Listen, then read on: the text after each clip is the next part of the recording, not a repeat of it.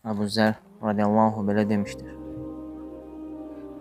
Ey Allahın Rəsulu, mənə nəsihət et.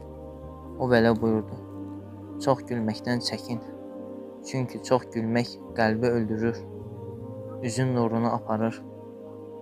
Həsən əl-Bəsri rahimallah yüksək səslə gülən bir gəncə rast gəlir.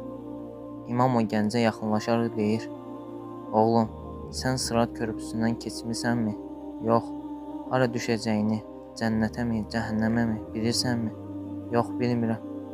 Onda sən hansı halına görə belə gülürsən?